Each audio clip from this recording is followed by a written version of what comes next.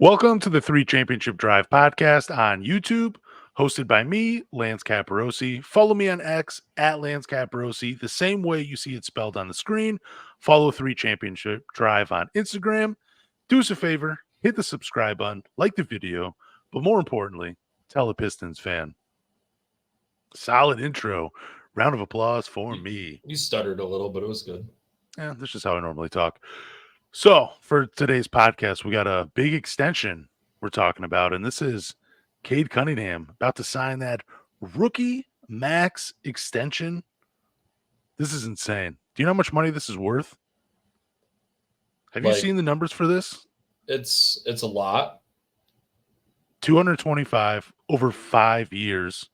You see his career averages 20 points per game, 5 rebounds, 6.5 assists. You see the record with him playing 32 and 106.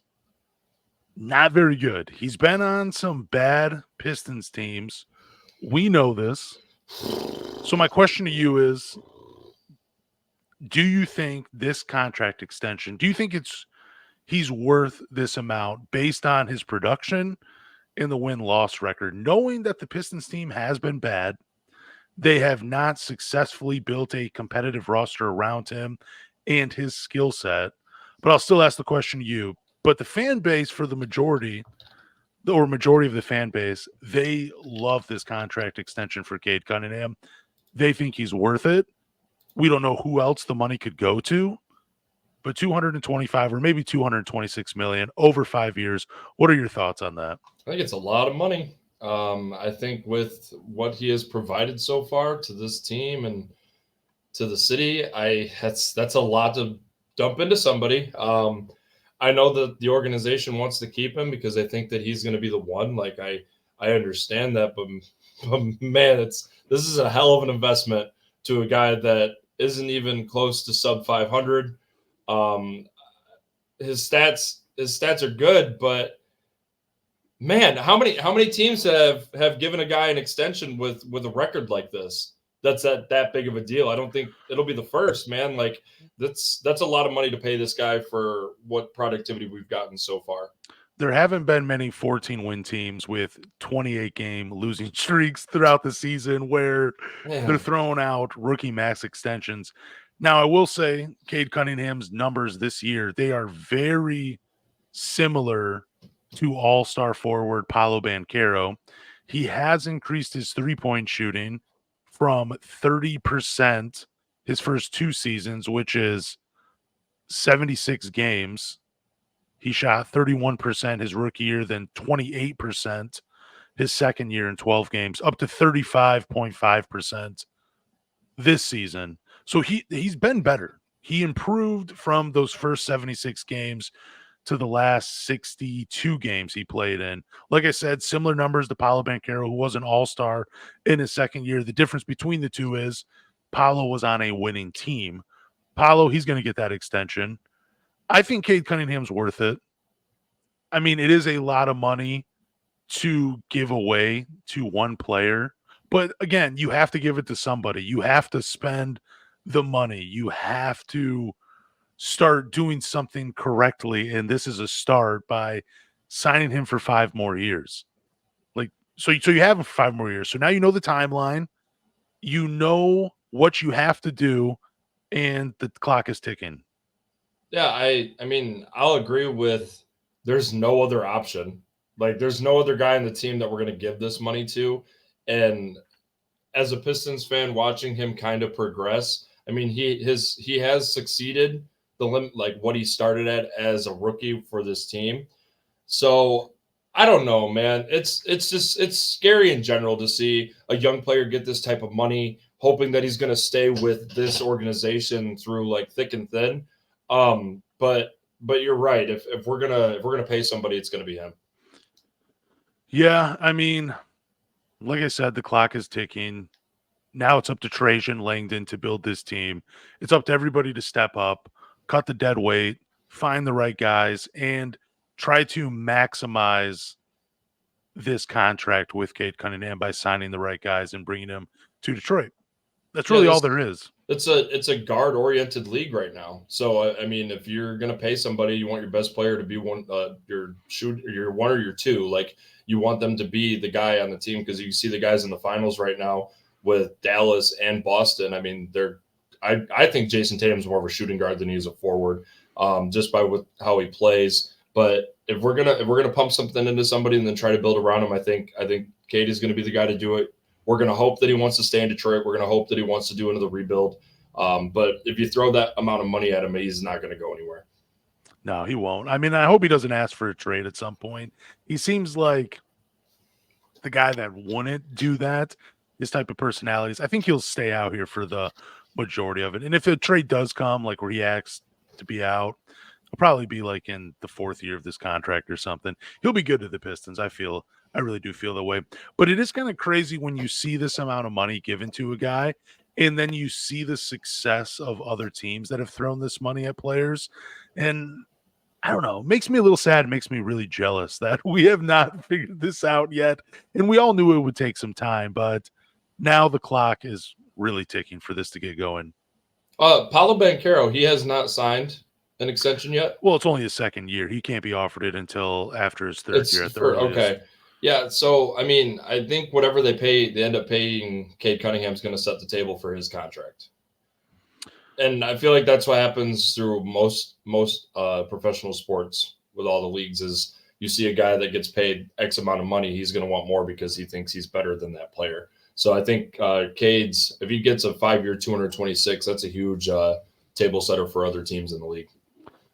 Yeah, I think though when it comes to rookie max extensions, they kind of already have it all in place where I don't know how much wiggle room there is for negotiations. There might be some type of stuff where you can throw incentives in there or something, but I don't know what. I mean, I think the number 1 overall pick, whoever that was it? I think it was Paolo Banchero. What am I talking about? Yeah, it was Paolo Banchero in the following draft. He will probably get a little bit more money just because that's the way it's set up.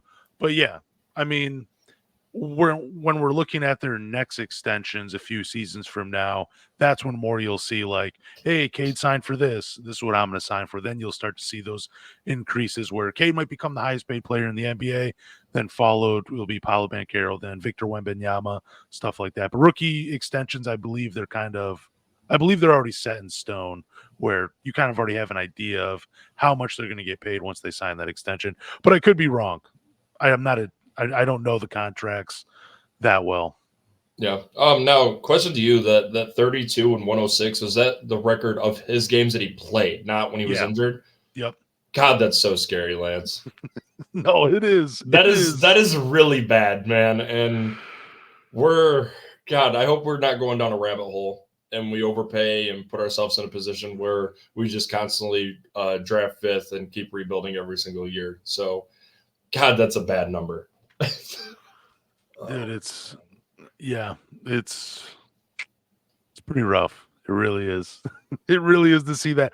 I was actually really surprised. I guess I don't know what I thought the record would be. I knew it would be bad when I looked it up, but 32 wins and 106 losses. I was really, really shocked by that. But it also, I guess it makes me wonder, like, how many games can just one player of his talent actually win you? Like, how many more wins should he actually be responsible for when the roster was that bad? I don't know. That's something you got to really dig into, statistically, and look at who he's playing with and what they're averaging as teammates. But even so, a guy that you want to be your borderline like superstar, the guy that makes the all-star team every year, or first or second team All-NBA, like this is what we're trying to pay and make this guy turn into be. That's not a good start.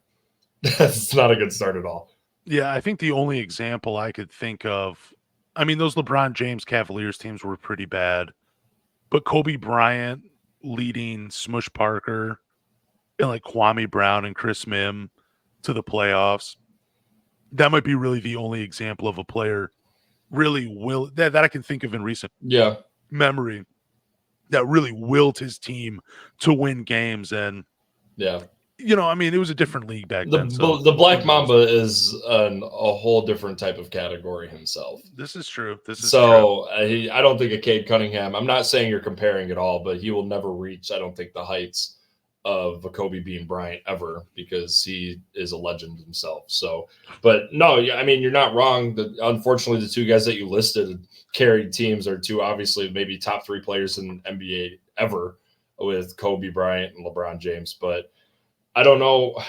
Cade's ceiling is high, and I still don't think he's reached it just because of what he's been given to work with. So let's pay him the money. Let's see what happens. And if we bust, then we see Trajan Langdon out the door in 6 years. Like I don't know what we're gonna do. You know what I would like to see just for one season?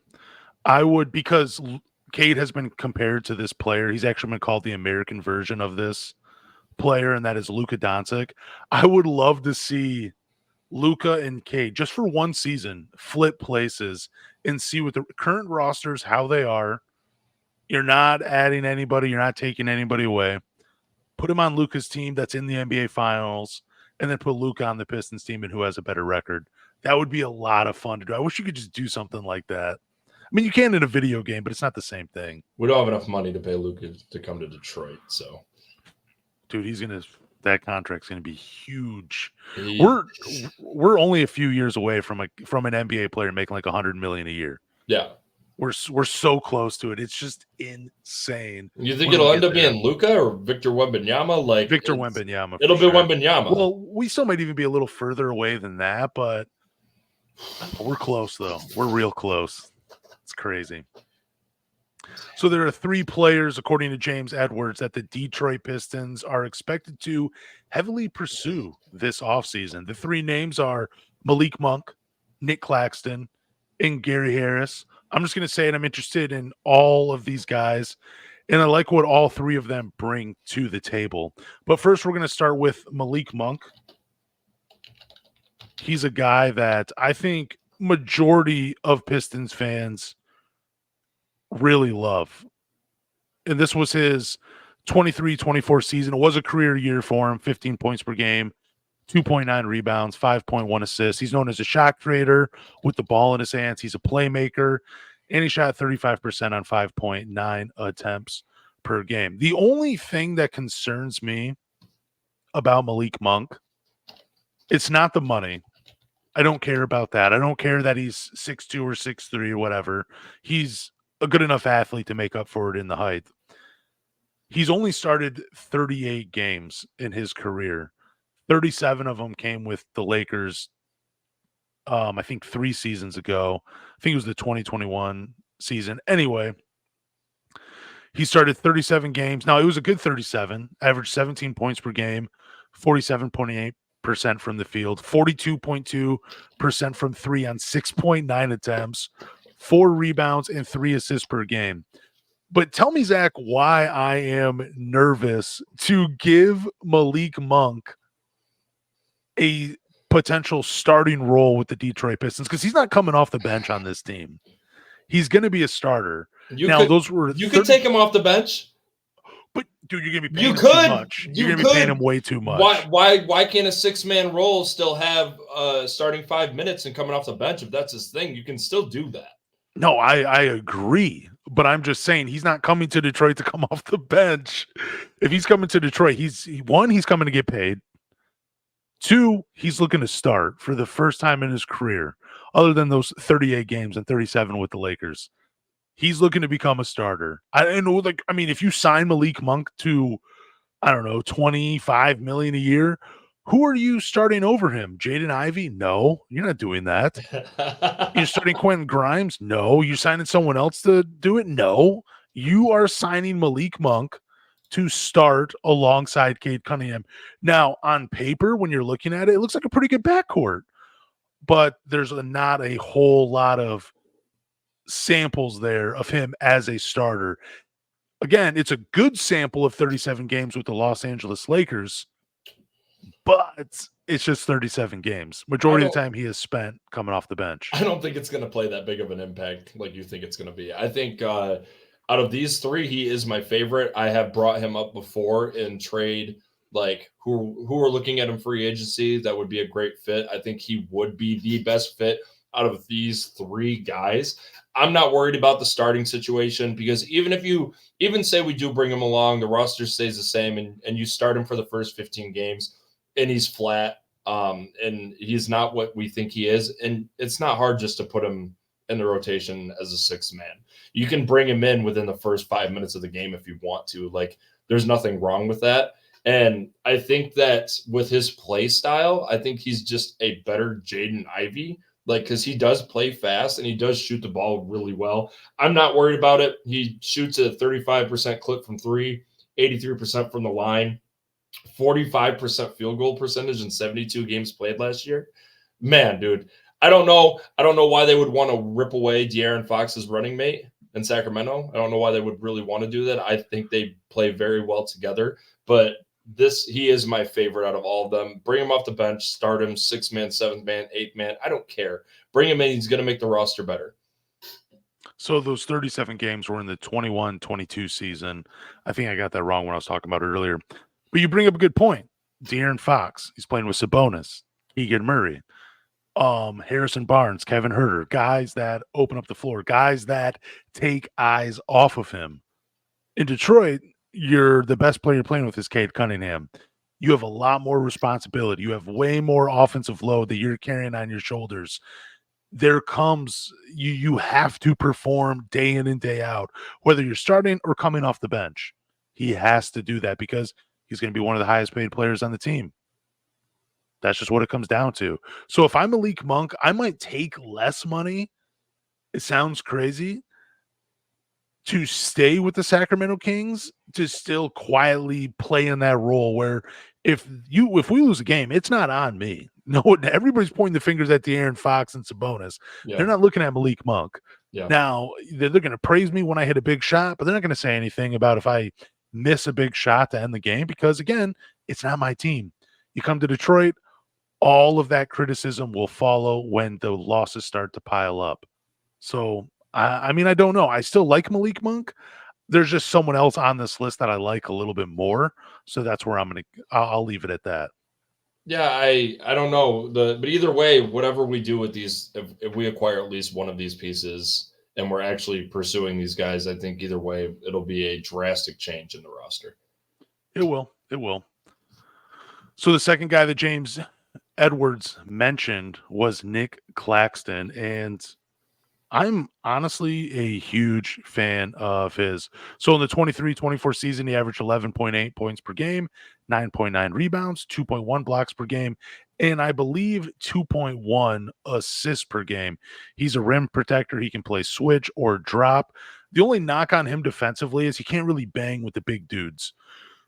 Like Joel Embiid, Nikola Jokic, Jonas Valanciunas, those bigger centers that have a little bit more body mass to them, they tend to bully him a little bit. But I'm still not passing on Nic Claxton. I would pass on Malik Monk to bring in Nic Claxton to the Detroit Pistons because he gives you a real defensive anchor, and there's some interesting lineups you can play alongside of him. Like I was talking to a few other Pistons content creators today about this, and now, I love his fit defensively with Isaiah Stewart, especially when you have those matchups with a Joel Embiid and Nikola Jokic, where Isaiah Stewart, again, he's not going to stop these guys, but he's going to bang with them. He's going to flex on them. He's going to put a little muscle on them. That's what he's going to do, and then it allows Nic Claxton to be like this free safety defensively, kind of like Rudy Gobert, where he's just allowed to roam and block shots from the help side. That would be huge for the Detroit Pistons. But what are your thoughts on Nic Claxton? I'm not as high on Nic Claxton as you are. I still like Malik Monk over Nic Claxton. But where he concerns me is he only shoots 55% from the line. A lot of the things that when he finishes, he's not shooting threes. I think he's 20% 3-point shooter. But all of his finishes are at the rim. So with him only shooting at 55%, that makes me nervous. The biggest thing that I do like about him is he's an athlete for his size, and I do enjoy watching him play defense. He does defend the rim a lot better than Jalen Duren does for us right now. I think the only way that he really excels with Detroit is if you do pair him with Jalen Duren or Isaiah Stewart to take on the bigger bodies. He would be I think he'd end up being a 4-man, playing versus a lineup that is a big lineup like Denver, or like Philadelphia or like Minnesota. But the only thing that I think he would really excel with Detroit is if we had to play small ball with somebody, because you can put him at the 5 and we have no problem. We have your rim protector and we have a guy that can guard at the perimeter, but he does worry me with his size playing the bigger teams.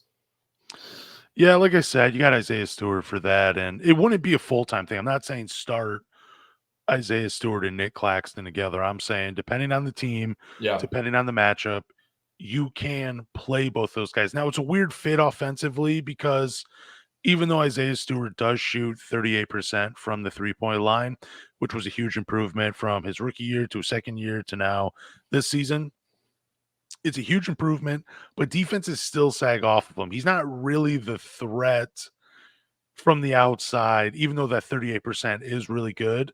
But he can attack closeouts. He turns the ball over when he puts it on the floor. He's not really a movement shooter, and the release is kind of slow, so guys can recover and still get a hand in his face. Plus, he's still hesitant to let it go from the three-point line. So offensively, it's not great. But again, I think if you're playing with like a Cade Cunningham and you maybe put Simone Fontecchio out on the floor, and or maybe a Malik Monk or Quentin Grimes finds his form again, that might be enough to provide. That might be enough to have enough outside shooting where those two could still share the floor offensively for spurts throughout the game. But again, I think it's more matchup dependent to see those two on the floor. Yeah, and let's be honest with ourselves. I know we've already had the conversation of we're watching a Pistons game, and the first thing we do within 7 minutes of the game is we're saying, what the fuck kind of lineup do we have on the floor? Like do we trust Monty Williams to rotate these guys the right way? Do we trust to designate minutes the right way? Do we trust to go into a game versus the Knicks with a certain lineup and then back to back it with Minnesota and still run the same lineup? Like, do we expect him to do the right things with our chess pieces? Like, because right now he's not making the right moves. And if you're going to add these guys and they're only successful versus certain matchups, is our coach going to put him in the right position to be successful? My answer is no. And we don't let us sound smarter than Monty Williams. That's like my thing. Don't let two random dudes on a podcast make this make sense. You know what I'm saying? Like, because again, it's not rocket science, but it shouldn't really be this difficult either. Like, it's basketball, it's a game. You know what I'm saying? It's dependent on matchups. Like, it's easy to figure out. Monty should be able to do it, but like, don't bring in Nic Claxton and then keep Monty Williams and then have him be the same struggles. Like, that just seems redundant. I would rather not have Nic Claxton if Monty's still going to be the coach and still doing this questionable coaching thing. Like, I don't know. You got me thinking about different things. I just really wanted to talk about Nic Claxton, my love for him. Now you got me thinking about how crappy Monty Williams has. Well, you want to bring in these stars, which because Nic Claxton is a star, Malik Monk is a star, Gary Harris I would say is mid, but you want to bring these guys in and you want them to be successful, but you lose 28 games in a row and we're not changing anything up after 10 or 12 or 13. And now we're at 22, 23. Like, you get what I'm saying? Like, it's really scary to bring in a superstar and then just destroy their confidence or not set them up with the right pieces. So it makes me nervous. It's the first thing I think about when we bring in a different player from a different team. Like, are we going to keep making the same mistakes with our rotation pieces and who we start and who we sit and who we limit minutes? Like, we don't know what's going to happen, but we can move on. I'm sorry for breaking you off course. No, you're good. No, you're good. I like when you cook a little bit. It's nice. When you get the grill out and you're just, throwing different meats on there and everything and just saying, hey, I got this. I do like my meat. Dude, with your apron on? Yeah, that's great. Yeah. I love when you cook. Kiss the chef. Yeah, whatever it says. I have no idea. So the final guy that James Edwards mentioned, and it might be surprising to a few people, like when I looked up his numbers, I actually was a little shocked because I remember him on Denver playing with Nikola Jokic and, him having a really great year. And I forget what ESPN analyst it was, but I'm pretty sure they had Gary Harris as like a top 10 or even top 5 shooting guard in at the time. And I just thought, dude, this is crazy. But Gary Harris, before the injuries, dude, he was pretty solid. So we're going to talk about him. He is a 3-and-D guy. You know, he is the definition of 3-and-D. Can shoot the three, he can play defense. Injuries have slowed down what was a once promising career, again playing off Nikola Jokic. At one point, and you can talk to Denver Nuggets fans like I have, and they remember it as, dude, this guy, he had a little bit more hype around him than Jamal Murray did. And you see what Denver has done with Jamal Murray, and Gary Harris was very much that guy before they let him go to Orlando, but that was after the injuries. But 2023-24 season, he averaged 6.9 points per game, 1.7 rebounds, 1.6 assists, but shot 37% from three on 3.8 attempts per game. How are you feeling about Gary Harris? You already called him mid, but how are you feeling about him? Because he is mid. Do you want to read those stats again? Oh yeah, they're bad. Like, they're not good. Like, he shoots the three ball well, but that's what he's supposed to do. So I mean, if you can't do your job, then you can't do your job. He's not gonna beat you off the dribble. He's just gonna sit in the corner. He's gonna spot up. He's gonna catch and shoot. That's what we're gonna get out of him. And you're right, the injuries did suck for him because he played 70 games with Michigan State, averaged 15 points a game. Like, I'm pretty sure he's from Michigan. No, he's from Indiana. But playing at MSU, I mean, maybe bringing him back to the Michigan area maybe brings a spark into his shot a little bit. He is very mid, and I'm going to continue to always preach that because what he brings to the table is not something like a team like Detroit needs, I don't think, because we already grabbed some shooters. We already grabbed a Quentin Grimes that's your 3-and-D guy. Like, we've already kind of reached out and started building. So I think bringing him on with Quentin Grimes, I don't like that. I know it's not going to be a lot of money to go and snag this guy. I don't think he's going to cost a whole lot to come bring him on the team for maybe 1 or 2 years. But he is my least favorite out of this group. He's going to average better numbers, though, in Detroit. He's going to get more shots than just like 5 or 6 that he was getting in Orlando. He'll be a double-digit scorer in Detroit. He had to take a back seat in Orlando behind Paolo, behind Franz, behind Jalen Suggs, behind Cole Anthony, all those guys. And the reason he's going to be leaving the Orlando Magic team is because they have another guard in Anthony Black and then another guy in Jett Howard that at this point are still part of the Magic's future. So you got to start getting those guys on the floor and getting them some consistent minutes. And by doing that, you got to remove a guy like Gary Harris. You got to remove a guy like Markelle Fultz. So I'm in on it. I think it will be a lot better. And I think the situation in Detroit will probably be better for Gary Harris in terms of his output on the offensive end. He's going to, like I said, he's going to get more shots. That 37, he's going to get more than 3.8 threes a game too. That'll probably be up to almost 6. You can almost double that, I would say, because again, who else is going to take the shots away from him? Detroit, the Pistons aren't going to keep every player that's on this roster. Like, if they bring in Gary Harris, they're going to let someone go, and it might be a Quentin Grimes because, let's be honest, he did not have a good showing for the Detroit Pistons when he was traded here. Those games he played, they just weren't very good. Now, you could say it was because of the injury or whatever, but in this business, it's show me what you can do or get out. And Quentin Grimes just did not have that great of a season with the Detroit Pistons. Oh man, am I right or am I wrong? Dude, okay, so from being a very low mid athlete, like, and understanding the process of like being on new teams and having to learn new systems, I give Quentin Grimes the benefit of the doubt because you already saw how fucking chaotic our team was with Monty Williams, with the guys that have been on the team already for when did we acquire him? Like game 60? It was at the trade deadline. The trade, I'm not like sure right at the trade. Yeah, so you're bringing in a guy that is joining a team that also has no idea what the hell they're doing.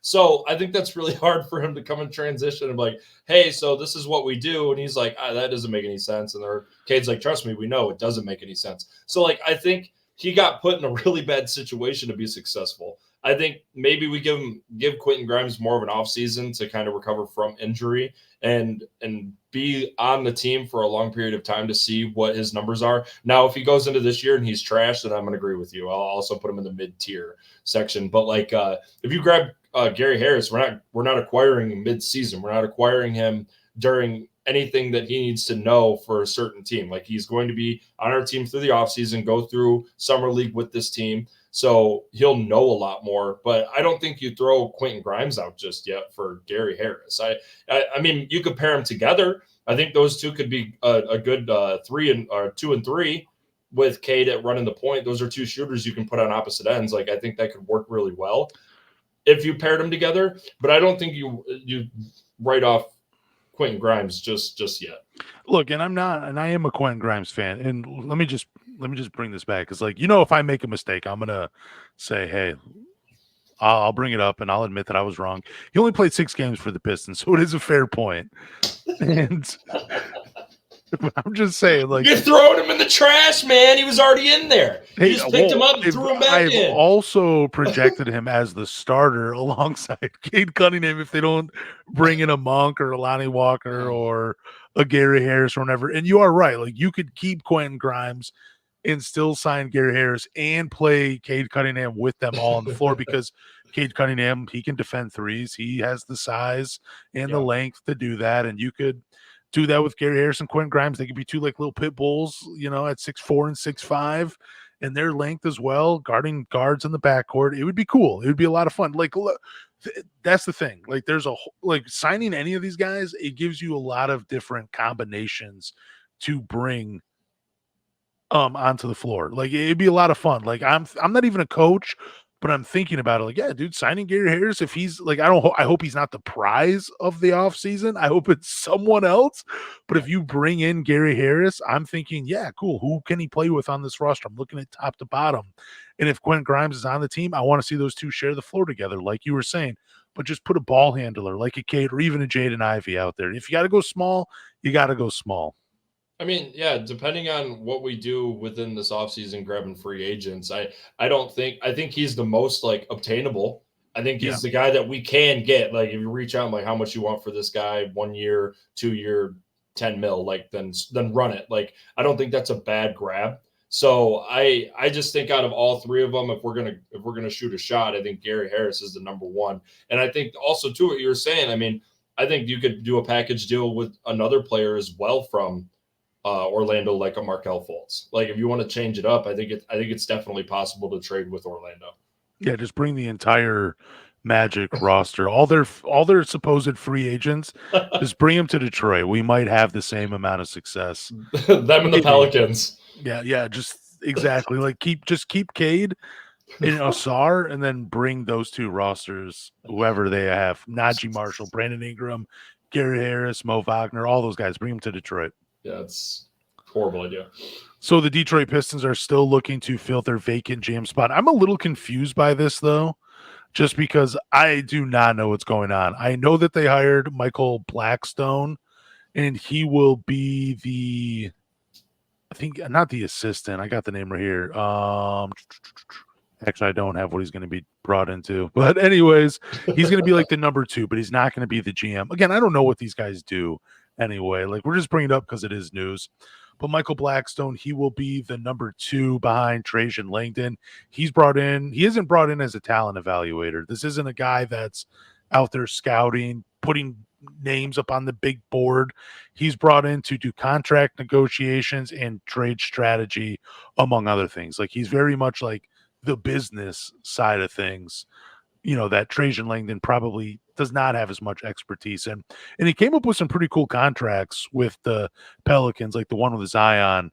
I mean, I haven't gone into too many details, but I think it had something to do with like losing weight and playing a certain amount of games. So being able to put those type of incentives in the contracts, and so you're not giving all that guaranteed money, can be really beneficial to the Pistons. They also have hired J.R. Holden as the vice executive, and he is a former Pistons scout, and he's on like the EuroLeague all-decade team with Trajan Langdon, which is pretty cool. So they have some history together as well. But they still are looking to fill that vacant GM spot, and Tayshaun Prince has been identified as one of the candidates, according to James Edwards III. But before we get to him, we'll mention some of these other names. Travis Schlenk, I hope I'm saying that right. He is often credited for identifying Draymond Green. He was also in the Hawks front office when they drafted Trae Young, John Collins, Kevin Huerter, DeAndre Hunter, and Oneko Okongwu. Pretty good name right there. What are your thoughts on him based on what I just told you? I mean, if we bring in Draymond Green, we could use the text. We haven't had him in a while, so if he wants to bring someone in like that, I guess as our big man and the guy that's supposed to toughen us up, I guess. I honestly, Lance, I will look these guys up, and I read through them, and your guess is going to be as good as mine with all of them. I mean, Yeah. we don't know. The only good thing that has come so far, what you said with Michael Blackstone, is Trajan bringing a guy that he knows he can trust. So that's a good start, and I think with that being kind of the cornerstone of the first hire that he's done, getting rid of Weaver and then bringing in Blackstone, I think we're going to see a lot of hires are going to have a little bit of history with Trajan Langdon himself. Which is not a bad thing, but No. we'll mention the three other names that James Edwards put in his article for The Athletic. Matt Lloyd, he was the first hire by Tim Connolly, who was who we both wanted to be the president of basketball operations for the Detroit Pistons. He's gotten a ton of praise over the years for his player evaluations and making shrewd deals. If you don't know what shrewd means, I'm going to give you the definition. Having or showing sharp powers of judgment, astute. So yeah, good for Matt Lloyd. Brock Aller, known as a cap guru, who has been given credit for turning the Knicks around with his cap expertise. Again, not a talent evaluator, but a guy that can help you figure out contracts and how to, maybe clear the books if you need to. And then Tayshaun Prince, he's been developing as an NBA executive. In 2017, he was named a special advisor to the GM in Memphis. And in 2019, he was named vice president of basketball affairs. The last time we saw Tayshaun Prince, he was at the draft lottery when the Memphis got the 9th pick. But I don't know what Tayshaun Prince's role was for the Memphis Grizzlies with their drafts throughout the years. I don't know if he had a hand in Desmond Bane or Xavier Tillman or Jaren Jackson Jr. or Brandon Clark or Santi Aldama. I have no clue. I don't think anybody does. And if they are telling you, either they got insider knowledge or they know Tayshaun Prince personally, but I'm going to go and say I'm going to call their bluff because I don't believe that. I don't think we know anything that these guys are doing. But my question to you is, do you like the idea of the Pistons building a bigger front office than what they've had in years past? Because when Stan Van Gundy was here, he was the president of basketball operations and the head coach. And then when Troy Weaver was here, he was just the GM, and there was nobody that he really answered to other than Tom Gores and I think Arn Tellem.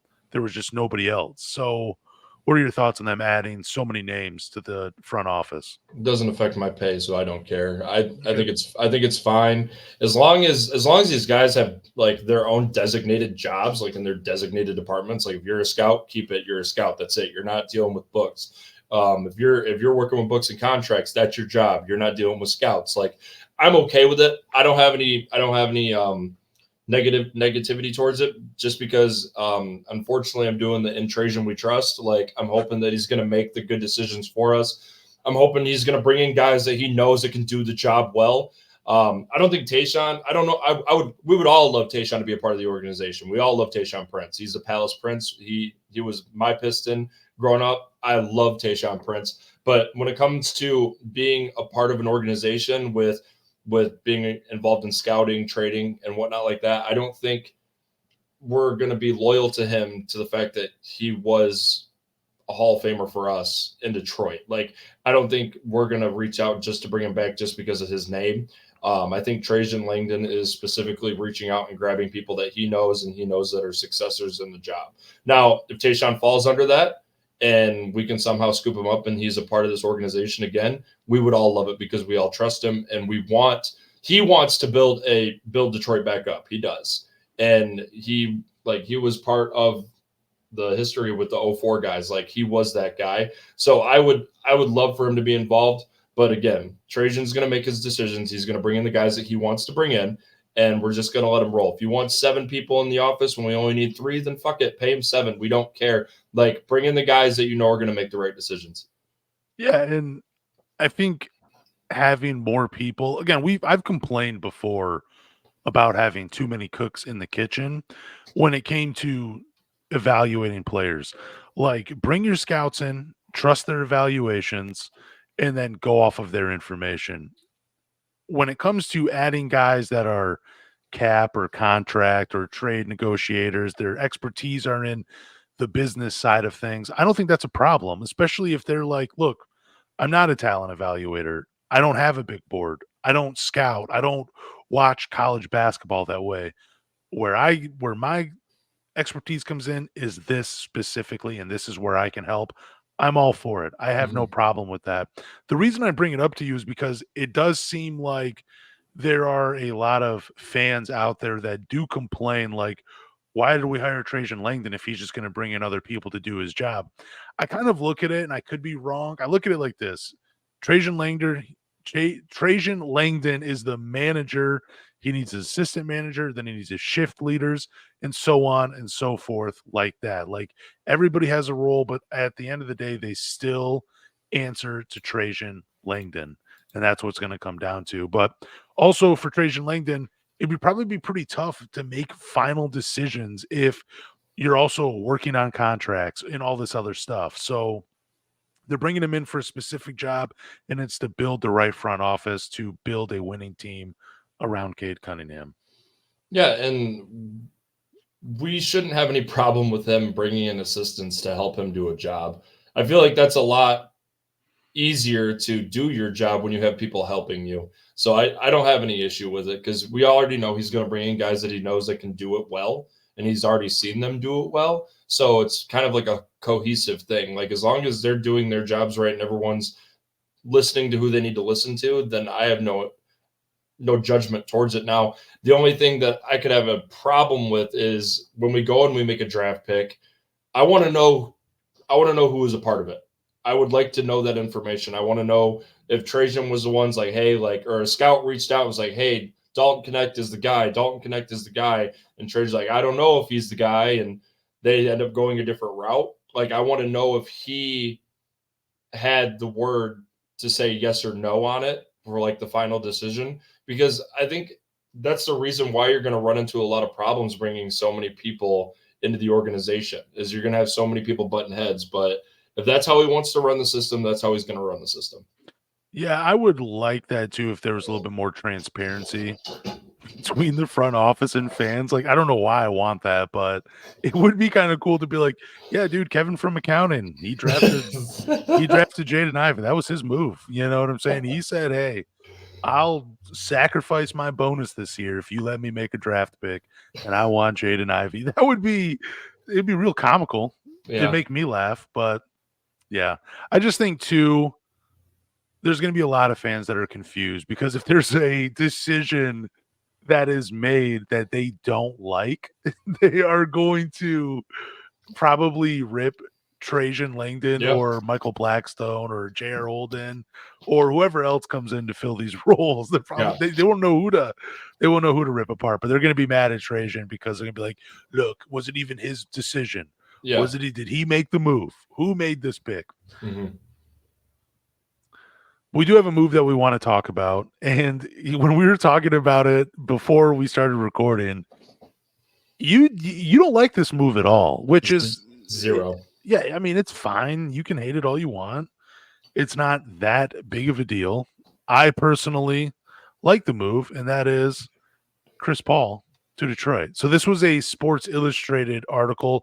Well, I believe it was actually a Bleacher Report article of like things that probably won't happen, but let's talk about them anyways because we got to fill 1,000 words on a blog. And it was Chris Paul to the Detroit Pistons. It's a move that nobody has thought of, but we're going to talk about it anyways. So Chris Paul's 23-24 season stats, 9.2 points per game, 3.9 rebounds, 6.8 assists, and I believe 1.3 turnovers per game. I personally like this move because we're finally getting the coach we need in Detroit. This is a guy that's going to lead the players on the floor. He's made the playoffs 15 times in his 18 years, and he's a playmaker. and he does not turn the ball over whatsoever. And when he leaves a team, I personally believe he leaves them better than when he found them, even though I think you disagree. But what are your thoughts about Chris Paul in Detroit? No, no, no, no, no. I'm not doing this. Like I don't understand. First of all, why would Chris Paul want to come to Detroit? The dude hasn't got a chip yet. He's been in the league for 18 years. I don't understand why we would even consider wanting to come and pay him to play probably a half a season, because we'd end up trading him at the trade deadline to a competing team because he wants to win an NBA championship. He doesn't have over 3 more years in this league, like 2 more if best with him. Like I don't know if he's going to leave the Warriors. I think he is going to be a dump for the Warriors because of money. But I think he's going to want to go to a contender. I don't see him coming to Detroit and doing a good thing. All I see him doing coming to Detroit is stealing minutes from younger players that need the minutes to a guy that does not do what we need him to do. Like what you see on the screen, Jaden Ivey can do that. I'm sorry. Like, don't take away minutes from a young player to give it to this old guy that can't fucking find a way to win a championship when he played for the Suns when the Suns were hot, the Warriors when you have Steph Curry, Klay Thompson, Draymond Green. You play with the Rockets where you had James Harden as a running mate. When you played for the Clippers, like, it doesn't make any sense. I think this guy is a cancer for the locker room. I don't think he's going to do any help for us on the court. He's not I don't call him a winner. He has not won a title, and he's looking for that ring. It's not going to be Detroit. Please don't even attempt to make it Detroit. I think he clashes with Monty Williams. It's not good. No. He has played for Monty for like 5 seasons, though. Like, Monty's been his head coach before. And did they win a championship? Obviously not. We're talking about him not. Okay, yeah. Look, not everybody's going to win a championship. There's 30 NBA teams. Like, it goes to someone. It doesn't go to your favorites. But as for you to say, like, 9, just to look at his numbers, but not even understand the impact he has on teams, he'd be a mentor to Cade. He would teach Cade how to win in the NBA, which is something the Pistons have not had. If you're talking about bringing in a veteran that knows how to win, it's Chris Paul. He's only had 2 losing seasons in the NBA. And when I say 2 losing seasons, in games in which he has played, he's only had a losing record twice. That was 05-06 and 06-07. And in 2009 and 10, the Hornets had a losing record, but Chris Paul had a winning record in the 45 games he played. I think he was like 23-22. This dude is a winner. He may not have gotten the championship yet. That is fine, but he knows how to win in the NBA. When he went to Oklahoma City, they were a playoff team beforehand, but they were still got to the playoffs with Shai Gilgeous-Alexander. I bet you Shai Gilgeous-Alexander's like, dude, I loved playing with Chris Paul. He made my life a little easier. I think Devin Booker, I think Kevin Durant, I think James Harden, I think all those guys would say the same thing. That's just what he does. He wins games, and the Pistons have not won very many games, 14 to be exact. They're on a 28-game losing streak. You're not going on a 28-game losing streak with Chris Paul on your team. I don't care if the numbers are 9, 3, and 6. You don't go on a 28-game losing streak with Chris Paul. If you got to pay him $30 million, pay the man $30 million to bring him to Detroit and have him play with Cade Cunningham and have him mentor Cade Cunningham. I'm all for it. It's only 1 year. I can't believe you. If any GM out there is listening to this podcast has anything to do with the Pistons organization, don't hire Lance Caporossi. Anything with scouting or trading or any rights to. This is not a good idea. I don't even care. The only thing he's going to do is teach Cade how to get texts from Scott Foster. It's the only thing he's going to do. He's not the guy that we need. He is not going to be the guy in Detroit. He's going to have no interest to coming to Detroit unless you pay him the $30 million, which you might as well just throw it in a dumpster out back behind LCA and just catch it on fire, because that's what you just did. Like, there's no reason to bring this guy a part of this organization. No, I don't think he's going to be a mentor. Sure. Oh, yeah, we won 17 games instead of 14, Lance. We're just kind of shit instead of really shit. No, man, I'll stand by this. I'm not a Chris Paul fan. I don't think Chris Paul is the winner as you come out to be with him. This Pistons team is not a playoff team, and he won't come and make this Pistons team a play-in a game team. Like, this is not going to happen. He does not want to go to a team that's struggling, and we don't want him here anyway. So that's it. Chris Paul's a lot like Jason Kidd. When Jason Kidd goes to a team, they become a winner. First year in New Jersey, NBA Finals. Second year in New Jersey, NBA Finals. You know what New Jersey record was the year before with Jason Kidd? 52-30. The previous season, 26-56. Same coach, same roster. The only difference is they traded Stephon Marbury for Jason Kidd. Chris Paul has the Jason Kidd effect. No, he does Yes, not. he does. No, he does not. This is not it. Don't listen to him, guys. Don't listen to him because he's a liar. It's a hoax. It's all full of shit. It's not going to be good. And you know what, Lance? I'll tell you right now, I'll eat my words. If they bring him onto the roster and they win more than 24 games, I will eat my words. But until that day, which it won't come, there's no shot. Compare this guy to Jason Kidd. You're ridiculous, bro. I did. You're ridiculous. I did compare him because they have the winning effect. When they come to a team, they become winners. That's all. Chris Paul, please come to Detroit. Teach these guys how to win. Oh, boy. So we have an insane trade proposed by Bleacher Report. And this was Cade Cunningham to the Utah Jazz for Taylor Hendricks, Keontae George, the 10th pick in the 2024 NBA draft, 2025 first-round pick via Cleveland, 2027 first-round pick via Los Angeles Lakers, top 4 protected, 2027 first-round pick via Minnesota Timberwolves. Yeah, like I said, an insane trade, a huge haul for Cade Cunningham. I'm not going to do it. I'm not going to make the trade. I'm not going to come on this podcast and say this is worth it. I have blind faith in Trajan Langdon in the front office he's building. I think they're going to do the right thing. However, I will say, if there is doubt in your mind that no matter how the roster is built, that Cade would be leaving after his rookie extension, then you got to trade him for something like this. You just don't do it right now. I kind of want you to read it again because I think it took up at least 20 minutes of the podcast we've done so far. You want me to read it out again? No, I'm just kidding. I was going to say you should have it in the notes. It's too much of an overhaul. I got it. And it's way too much of an overhaul for one guy, and they're not going to do it. And I don't even think the players that we get out of it are really worth it. So that's too much of an overhaul. I don't even know why Bleacher put that together. Well, like, are they down? Are they down on clicks? Because that was not a good one. Like, hey, let's trade. No, this won't be it. I still think they're going to end up paying him what he wants. He's going to stick around in Detroit, and we're not going to take 12 draft picks and 2 players and 2 trash cans for Cade Cunningham for everything for the Utah Jazz.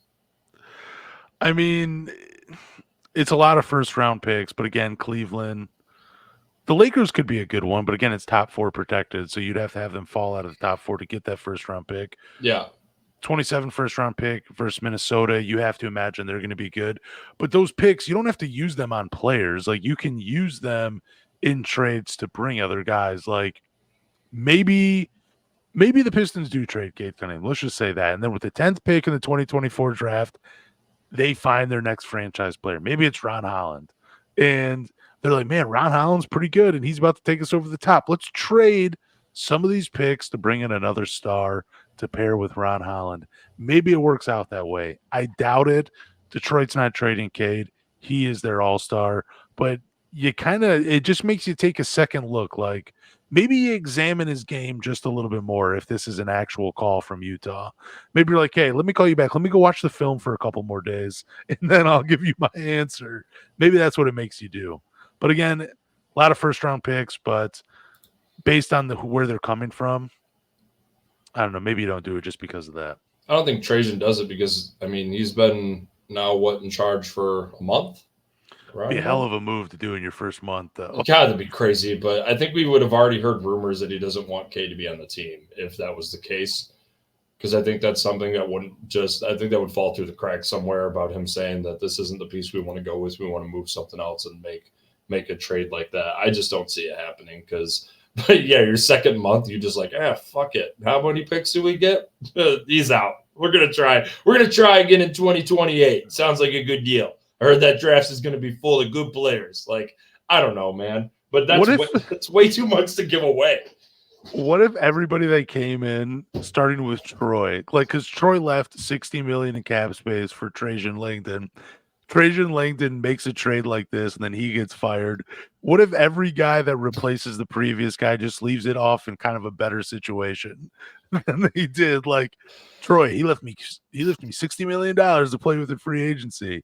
Trajan Langdon, man, he left me $60 million to play with and 5 first-round draft picks over the next 3 drafts. Man, at least they're not a protected 5th pick, because we would get that if that were the case. Like, oh yeah, if I'm another NBA team, I'm making it top 5 protected every single time. Oh my God, the lottery's stupid. I don't want to talk about it again. I can't believe you want Chris Paul, dude. I can't believe it. That blows my mind. Absolutely let's end it with this though. This is a little bit crazy. I heard this on another podcast, the Pistons Pulse, when they had their guest Laz Chance, or Laz, I think that's his Twitter name. But anyways,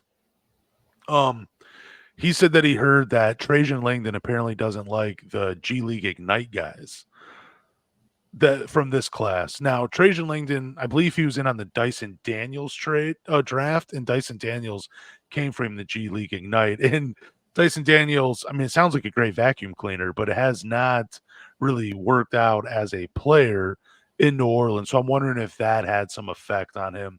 But how do you feel about Trajan Langdon supposedly saying he's not as high on the G League Ignite guys? Is that not good? Is that not good for Asar Thompson? We came from the Overtime Elite, different league. Oh, different league. I don't think it matters. I don't think it matters. I don't have a problem with that. That doesn't bother me at all. No, I mean, it just makes you wonder, like, okay, so is Ron Holland and Buzelis out as the 5th pick? If that's the case, if that's really what that means, then I would say yes. Even though both of those guys are like kind of the picks? mold. Well, no, they're kind of the mold of what New Orleans had drafted when Trajan Langdon was there. High upside wings. I don't know. That seems like a reach of something to say. I don't know. He's still way too new. I haven't really heard a lot from him with the moves that he wants to do. So I don't really know yet. We're gonna. I think each week we'll figure out more and more, and then we'll actually get to see like a taste of what he wants to do when the draft comes. For sure. Thank you guys for listening to the 3 Championship Drive podcast. Do us a favor, go to Google, Apple, Spotify, or wherever you listen to podcasts and hit the follow button. After you hit the follow button, rate with 5 stars and tell us who you like out of Gary Harris, Nic Claxton, Chris Paul, and Malik Monk. But more importantly, tell a Pistons fan